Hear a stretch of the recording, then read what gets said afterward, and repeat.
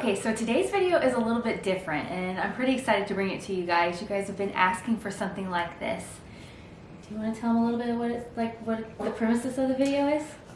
So Leslie has interviewed people that are inside the really close circle of friends and family that we have, that are either have known me long enough to observe the changes I'm going through, and or they are Leslie's support network for, you gotta vent somewhere when I'm being just as peachy as a...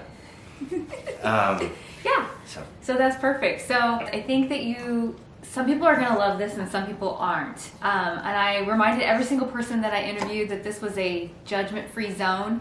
And so please realize that what you're gonna hear, my dog's down here. Please realize what you're gonna hear is just really honest feelings. This is the real life of what is happening and going on. So we did not sugarcoat anything because we know other people are out there going through the same thing and we want them to not feel alone. And because it feels really good when you know you're not alone. Really, mister? Anyways, we're just gonna roll right into the footage of everyone, and please be kind, and I hope you guys enjoy this. Don't forget to like and subscribe, and the like button called me and asked me for you guys to do a favor. Could you give the like button's phone number to the car warranty people that are going to call you today, because he's looking for a deal. The like button needs your help. The car warranty people. They're going to call. Yeah, trust me, they're going to call. You're the guinea pig. You're the first one to do this. Oh, great.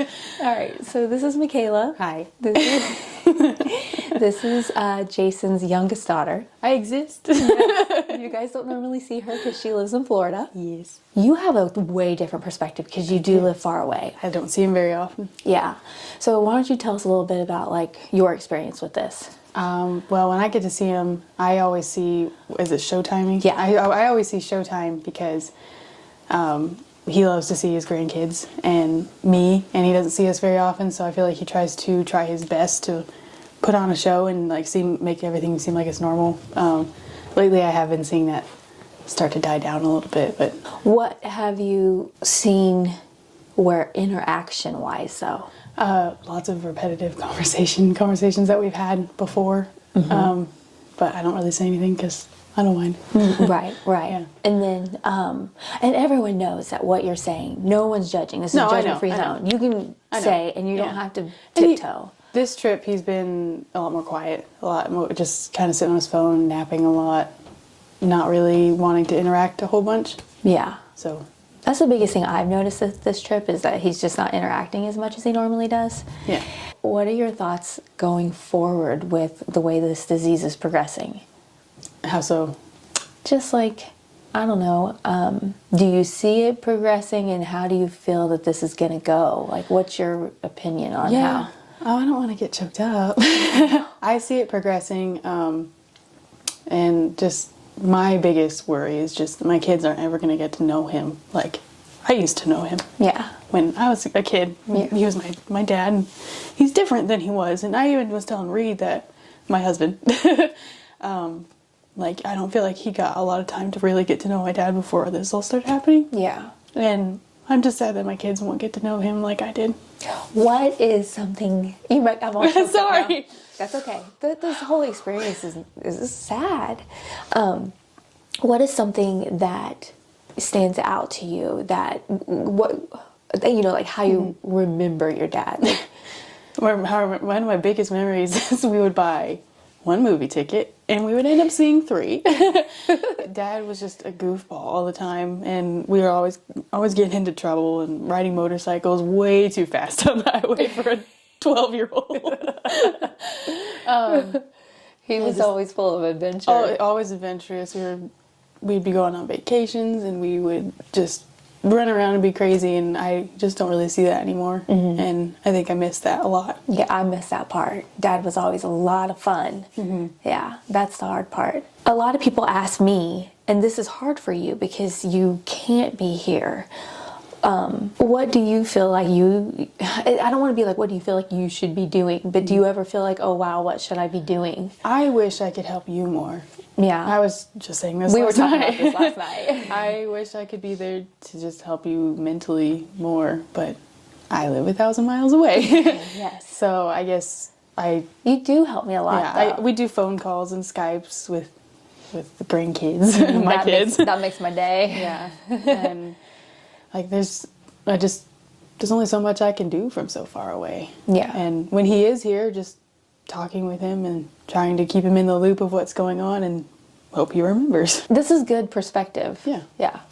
Is there anything else that you want to add or anything? He's still just my dad, and even though he's changing, I still love him just as much. Well, I yeah. get choked up when I say that. I don't like crying. If Dad was sitting here, and you could tell him anything, what would you tell him? Just say I love you. Yeah. And thanks for all the happy memories that we were able to have. Yeah. Because we had a lot of fun times together. Yeah. And I wish we could have more. Yeah. Yeah. Okay. All right. Thank you. I hope everyone else cries. I'm not the only one. You're related to Kelsey. I know. But She'll I'm be not- crying. I know. I'm not a huge crier, though. Not one tear is falling. Look, they're still in there. Oh, wait, no, it fell. So this is my sister Christy, and she obviously has known Jason the entire time that I've been with him since we were 15 years old. And so people have been wanting like an outside perspective of what you see, and like just kind of like just a different of opinion of just someone who's with him all the time. Why don't you just kind of describe what you feel like you see? Okay. So, if anybody that knows Jason knows that he's just the sweetest guy ever. He would do anything for anybody. He would give you the shirt off his back if you thought that you needed it. And for the most part, when you're with Jason right now, that's the Jason that you get. I always tell people, if I explain that my sister's husband has dementia, I always say, but you wouldn't know it if you met him, because it just seems like Jason. Now there are times that I see a little bit of different Jason, especially now, that I hadn't seen in the past. Has that been more recent for you? Yes, just small glimpses of just him avoiding the crowd, I would say, like avoiding if there's a lot of us together, or just maybe you can tell he might be a little frustrated about something, whereas in the past he was never frustrated. He was always the life of the party, wanting everyone to just have a good time, and he was the one that was going to make you have the good time. So that we see a little bit different, just him kind of being more reclusive and removing himself from the situation, or not just being as I don't want to say not friendly, but not just close as he has been in the past. But for the most part, I think if you were to meet Jason, that you would just see that he's just this regular guy, and you'd have no idea that he has dementia. Okay. And so today we're trying to I don't want to sugarcoat anything. Because everyone really wants to know like the real parts, and they want to see the real parts and that kind of thing. This just happened last week. You got to experience your first anger of Jason's, where it looks like he's ready to murder you. It wasn't aimed at Christy. No. Which, by the way, I said my sister. Did I say my sister Christy? I'm always Christy, your sister Christy. Was that shocking to you, or was that just like, oh, I'm actually seeing it, or what did it make you feel? It was shocking to me, but more so in that you had shared with me that this was happening more often, and I had never seen it, and it just made my heart break for you, because I didn't want you to have that happen to you. So, yeah. Just to see Jason was very frustrated about something, and Leslie just asked him a question, needed help with something, and he was very quick to just come back at her in a very stern and angry voice, which is not something that you would ever see from Jason. And there were other people around, and it made me feel bad for him, because there are people that didn't know him, and I just wanted to go and explain to them that that's not Jason. Yeah. that it's just, you know, the dementia, and that he really would have given them anything that they wanted or needed. And so that really hurt, and it hurt that he was lashing out at Leslie, who's so sweet. I mean, I'm sure you all noticed that, and that she was having to put on a good front for everybody when I know how much that would hurt her. So I feel like your role in all this, which sounds silly to other people, the dog's knocking at the door, you actually are playing a huge role. So now I'm going to get choked up. Christy is my go-to. And so like, I've mentioned in other videos about how you just have to have someone that you just like tell everything to. And so I hope you're okay with that. That's what I'm here for. You know, that I want to be that person for you. I pray that God will just help me to support you in any way that I can, because I can't even imagine what Leslie's going through. But, you know, I want to be there for you and help you. Just to be able to know that there's someone there that loves you and that will understand, and it'll be okay. If you're frustrated with Jason, it's okay, because I'm that person for you to tell. And other people might not understand that, but I understand that. And so that is one of the reasons why I chose you to interview, because for other people who are going through this and other caregivers and just outside people, it's important to have people to go to like that, and I want to make sure that they have that also. So I hope that they do, and so no one's getting anybody as awesome as what I have. I think that's mutual. Last question, and not to be like, I don't want this is not like a memorial or anything like that. We're not to that, but I do think it's always fun for people to, and I think you hit the nail on the head already when you said that Jason was always the life of the party. Is that like one of your memories that you'll always remember of him? Or is there something else that stands out to you? Okay, I will always remember that. But the first time I met Jason, I didn't even really meet him, but it was the best thing ever. So this is back when our mom was still alive, and we're like sitting in the living room at my parents' house, and it was me and our older sister Cindy and my mom. And Leslie comes walking in with this kid from California who has the craziest hairdo. Like one half of his hair is like sticking straight up, and he's like this skater dude looking guy. And I can't ever get that out of my head, because if you know Jason, he's like the smartest guy ever. I mean, he went to Harvard, which was the school I wanted to go to. I mean, he even got me a sweatshirt, so that's a great memory too. And then this is the kid that we see, and we're looking at each other like, she's dating him?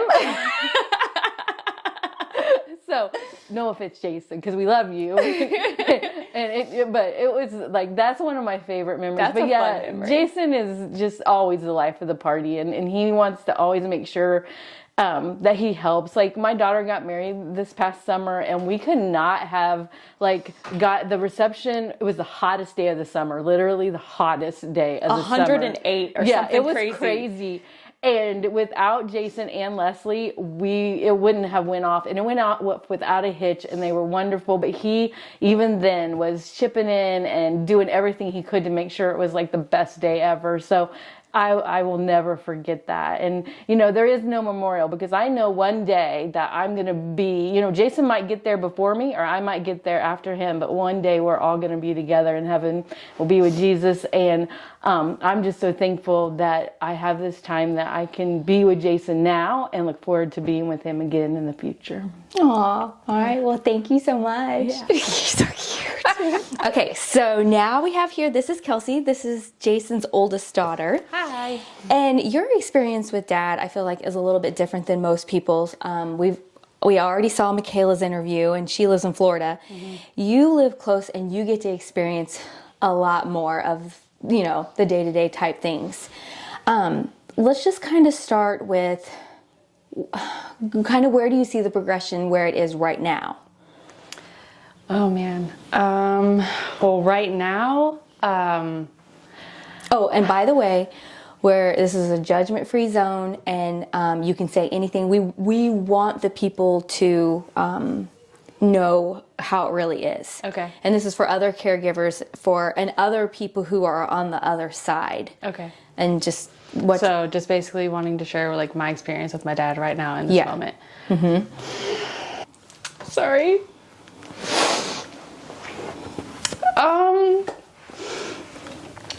Right now my dad's really difficult to communicate with. I find it very hard to have conversations with my dad nowadays, which is not like us. If you know me, I'm a talker, and I learned it from him.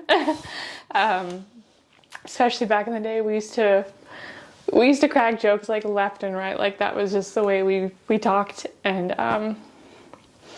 we don't have that so much now anymore. So it's hard to find that common ground with communicating with him. Oh, Mom. I know, it's really hard. Okay, let me get it together. So I don't think that you've really had to experience it. I think Dad does a good job of show timing in front of you guys, and you don't see the anger very much. I think I see it more than you realize. Unfortunately, his fuse is so short these days, and Oh yeah, we did some moving and all that. when he helped me move 2 years ago, he was just snapping so fast over nothing. I see him snap at you a lot, probably more than you realize, because I see you like kind of push it down as fast as possible to keep the day going, keep the family time going.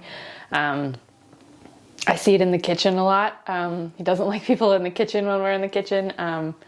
He wants everybody to get out, and he just gets snappy. And I don't know, my dad was always very patient and sweet, so it's weird. Yeah, that part is very difficult. Yeah. So for me, you're playing a very vital role. I was talking to Christy about this, and you are one of the reasons I chose for this interview, because as the person who is with him 24/7, me, you are my go-to person for support for me. Yeah. And so I take care of Dad, and then you don't realize it, but you're taking care of me. Mm-hmm. Tell me a little bit about that experience for you coming from the other side.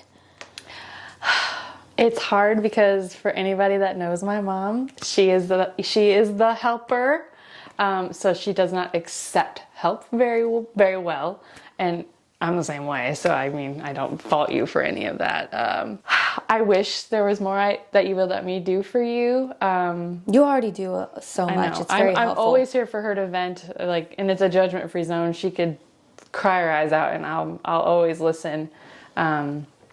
And I always offer, if you need to come over and get away and just come see Hudson, that's my son. Just, anytime, my door, I think I've said to you many times, my door is always open, and I mean it. And so, yeah. Yeah. And I know that, and I thank you. Okay. I want to ask this question, and I don't want anyone to feel like it's this is in any way like a memorial, because we are not there and we are not at that yet. Yeah. But what is something about your dad that is always like a top memory or something fun that you always think of? Oh my gosh. When I think of my dad, I think of traveling. Yeah. And going on trips. Sorry. It's so hard to explain, but it sounds silly. And I know how privileged I am for all the trips we went on as I was growing up. I'm so... I'm just so grateful for that, and I literally feel like I've experienced a lifetime of adventures with my dad, and I don't know if it was because, this was gonna end up happening. I'll cherish it always. My favorite memory, one that I always think about, is when we were in Kauai when I was younger. And I'll tell the story, I'll just embarrass myself. There was lava rocks on the beach, and I picked one up, and it was bird crap. So we still laugh about we still that. laugh about it to this day. My dad always talks about my squishy lava rock. It was bird crap. Yeah. So just traveling, and I just feel so lucky to have gone on so many adventures with him. More than I think a lot of people can ever say they did with their parents. I think that is a big thing for him also, because even in the frame of mind that he's in now, he brings traveling up to Kelsey still. Like, so you ready to go to Hawaii? You ready to go to Hawaii? You ready to go here? You ready to go there? It's just, it's been our bond, I think. But like the two of us on trips are very much the same, and the same mind frame of like, we got to soak this up. We got to do everything we can. I definitely like attribute a lot of my sense of adventure from him. So it's been so special, and it makes me sad to think about the future and not being able to really do that. So Yeah. Let me tell you something your sister said that didn't get on the tape. Okay. And man, guys, I wish this would have been on there. She said that people don't realize, but we're already going through the grieving process. Yeah. Because we're literally watching him it die happen before our eyes. right in front of us. And I already in a sense feel like I've lost my dad, but he's still here. But he's not who my dad was. Sometimes he is.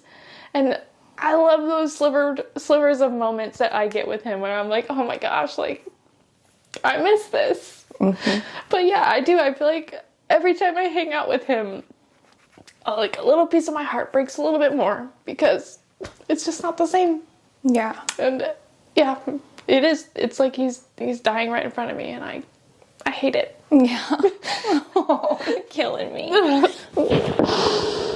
This is our neighbors, Dave and Sharon, and I decided to interview you guys because obviously we've lived next door to you guys almost 19 years, and you guys, Long time. it's a very long time, and so I feel like Jason sees you guys almost more often than he sees a lot of other people, even in his own family, and so I think that this is gonna sound silly, but Jason uses you guys almost as a source of relaxation.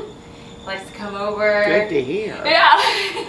Have a cigar. Have a cigar, get away, relax. But tell me, from your guys' opinion, just over the last few years, maybe anything that you've noticed that's been happening with his dementia, and just from your perspective, what do you see?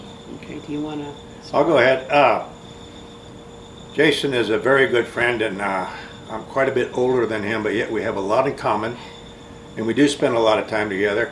I did spend probably just about a year, 8 or 9 months working with him in the brewery, and I learned pretty quick that I can't keep up with him. He's got an awful lot of energy, and he's also got a very quick wit. He's a funny guy. He'll go out of his way to help anybody. And what I notice about Jason is that I do see him, it's very subtle, and I know he tries not to show it, but I can tell when the disease is kind of working on him is that he starts shutting down. He'll be visiting and happy and involved in a conversation. All of a sudden, he'll kind of let go in a daze, and I've noticed that, and that's maybe happening a little more than it used to. But I've also gotten used to the fact of telling him that Jason, if you're tired, you can go home. You don't have to stay, and he listens to me. A lot of times he does. And but I really respect the fact that he's trying to put so much into his life with what time he has. That he's got a bucket list that most people would never dream of having or could never fail, and he's trying to do it as fast as he can, as quick as he can. And what I like about him, he's a very good friend, and he'll help you do anything, and he'll stop whatever he's doing, and that part hasn't changed. Okay. What about you, Sharon? I agree with Dave. What I see most is towards in the afternoon and evening. That's when he really goes into kind of his daze, you know. And I think it's just his brain's tired because he's so active during the day. I mean, Jason's got projects coming out the yin yang, you know. And the one thing I admire about him is he keeps himself busy, and he's constantly learning. You know, he comes up with an idea, and man, he's on the research right then and there, and he's going to get it done. How many years has it been? About 4 years since he was diagnosed. And I think in the last year, yes, we've seen him deteriorate a little bit more. But I still think, that he's hanging in there, he's doing good.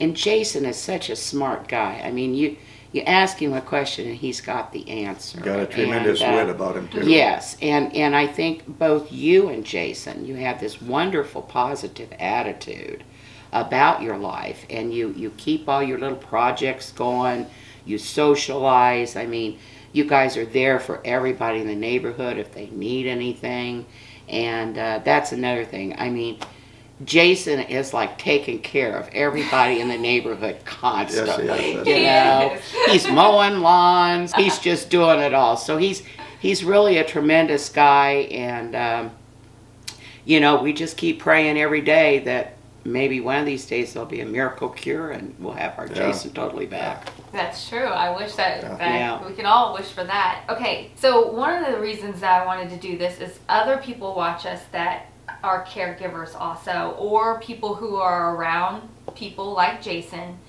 And I think you guys are like the prime example of just continuing to treat him like he's just who he is. Yeah. And so, I mean, not to put you on the spot, but not to sound silly, but is there anything that you would tell other people to do or say, or how to be with people who have dementia, that people get uncomfortable is what I've noticed. And if they find out they have it, sometimes people treat people different.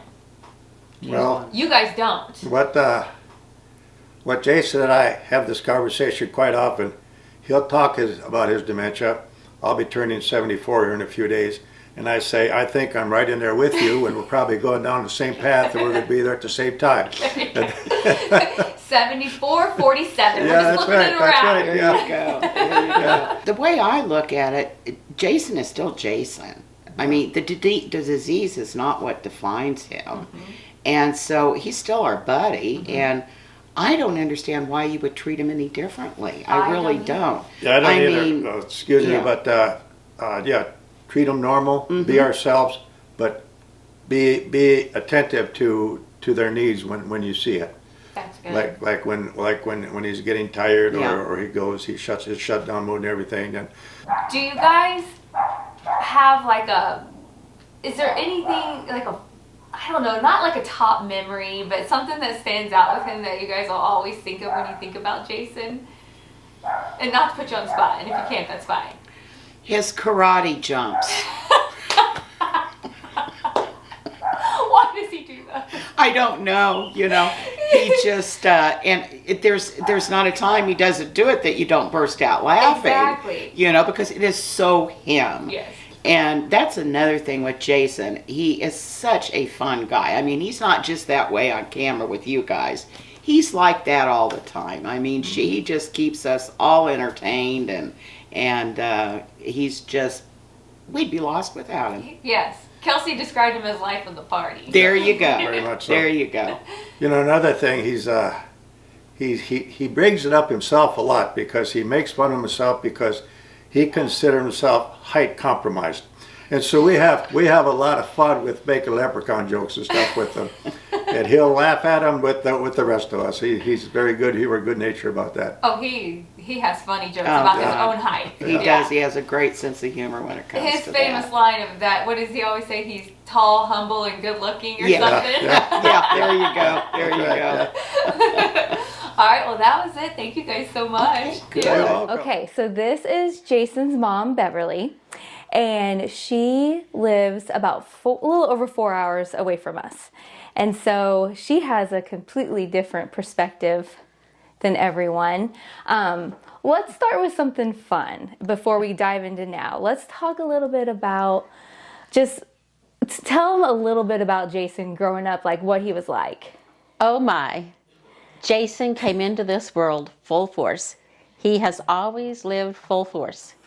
He started walking at 9.5 months, and he has just been an ambitious little guy. And that has continued throughout his lifetime. He just had high energy, and he's always been a barrel of fun to be around, but he was high energy child. Yes. Not naughty, but I'll say he wasn't naughty, but created situations. He was stubborn, I feel like. Challenging. Like he wanted to do what he wanted to do. He did want to do what he wanted to do. He would negotiate until he got his way. He was quite the negotiator. Yes. Tell you that. I could see that because he's still stubborn to this day about wanting to do what he wants to do. Yeah. Yes. Yes. You've started to probably, even though we only get to really see you now at like holidays and trips here and there, I'm sure you've started to notice symptoms as his mom of how he's like starting to progress. Tell us what you see. Primarily, when we see Jason, quite often it might be at a family dinner, and I observe he's more tired. Rather than sitting around the table and conversing, which he does sometimes, other times he just leaves and he goes to the recliner and takes a nap. Yeah. So he's protecting himself, I believe. I observe now that I think he's just, I'm just going to leave the situation. Yes. So that's a change. We've kind of talked about this with the other ones that we've interviewed. Have you witnessed something that's different, like were you seeing a different side of him, where you see like an angry side or anything like that that's not normal for his behavior? I have seen him get angry, but then, and I know you handle that very well, that he'll bring it down. Have I observed him being angry before? Probably. Mm-hmm. So I have, and I think he does really good at managing that now, but I know I see him being short-fused. Mm-hmm.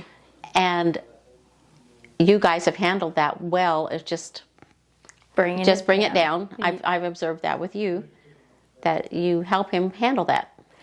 Okay. One of the questions that we got asked, people always are curious about like Jason's family and where do you see yourself as this continues to go? It's difficult because you live 4 hours away, but in your mind, what role do you feel like would be for you? Like, my primary role at this point would be a support system for Leslie. Mm-hmm.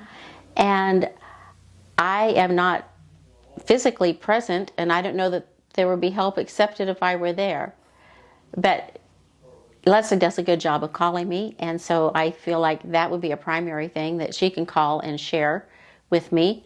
I'm quite sure you feel like I'm a safe person to talk to, and sometimes you just need to talk to somebody. Yes. I've definitely built a little support network of people that... So I think that's my primary role, and I might view that differently at some future point, but I see that as my primary.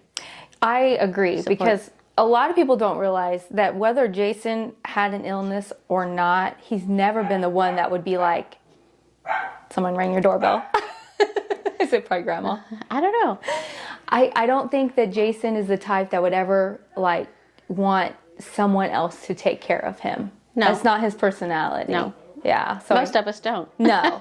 You usually... Most of it don't. Most of us don't. You just rely on like your spouse to do that kind of stuff, and that kind of thing. Tell us, for fun, you kind of told us a little bit about his personality. What's one of your favorite top memories that you probably have a lot, but do you have one that sticks out in your mind?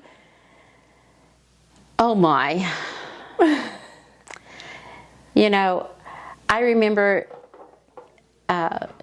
I remember good memories with he and his best friend Kyle Gearhart, who unfortunately was killed. Mm-hmm. Was it 91? It's 31 years ago. Mm-hmm. Yeah. The two of those guys had so much fun together. Mm-hmm. And one night they went out and they were collecting. They came home, we looked out our front door. We lived in a multi-level home. We looked out our front door. Behind a little wall, there was a sack of, I don't know if it was beer bottles, I don't know what it was, but it had to do with beer. It's like, well, how'd that get there? And they had been collecting, the blinkers off of construction sites. It's like, oh my. And then when Jason moved out, I got up in his attic. I think when I was moving out of that house, there was attic space up above in his bedroom. There was attic space that you could access through his bedroom, and it wasn't easy to get to. And here he had been up in the attic burning a candle. He'd been up there. He had all kinds of things stashed up in that attic space. It was like his little hangout. It was a little hangout. It was like he was sneaky. There we go. That's a new word. So he just always kept you guessing. He still keeps us guessing. And yeah, so. Tell everyone my favorite story. I absolutely love the story about him jumping over the wedding cake. Oh my, yes. That's a huge memory. Years ago, I used to bake wedding cakes, and we were living in Smith Center, Kansas at the time. And I think it was a golden wedding anniversary cake. I don't recall. But anyway, we had a big Impala station wagon, and I was delivering a wedding cake for 200 people plus sheet cake. So the whole back end of my station wagon with the back seat down, it was filled with cake. And my kids were probably 3, 5, and 7 at the time. So Jason would have been 5. And I said, okay, guys, it's time to go, because I was going to deliver the cake to the church for the event. And the back end of the car was open, and Jason comes and jumps in the back end of the station wagon into the middle seat over all of those wedding cakes. Oh my goodness. I still think it's amazing that he didn't hit He any made of them. it. Nothing was damaged. Oh my goodness. That was... I love that story. Yeah, that was one of many episodes. Thank you for helping me recall. Yes, yes. All right, so last, and not to put you on the spot, but if you could say anything to Jason, what would you say to him? Oh my goodness, Jason. You have always lived a life full of adventure. You have accomplished more in your life than most people would ever dream about doing. So I am so immensely proud of you and all of your accomplishments. And I'm here for you. I'm here for you and your wife. I am so thankful for Leslie that you have such a wonderful, supportive, helpful partner. Aw. And I thank God every day that you have each other, because you're a team. And so I'm thankful for that. And I just love you. And you've given us a lot of joy in our life, that's for sure. So Oh, yeah. Lots of good memories. A couple other people we interviewed described Jason as life of the party. He Life of the party. always wanted to make sure everybody was having a good time. Yes, he's the life of the party. And oh my goodness. And he's become such a gourmet cook. Over the top. It's like, okay, you've intimidated me. I like to cook. I'm a decent cook, but my goodness, I don't even go there. You knock it off the charts. But I enjoy your creativity, and you blow my mind, the things you want to try. Oh, yeah. Yeah, you're off the top. So. I think if somebody asked me what's one of my favorite things about Jason, it would be cooking. Yeah, absolutely cooking. Yeah. Yeah, absolutely cooking. All right. Well, thank you so much. Thank you.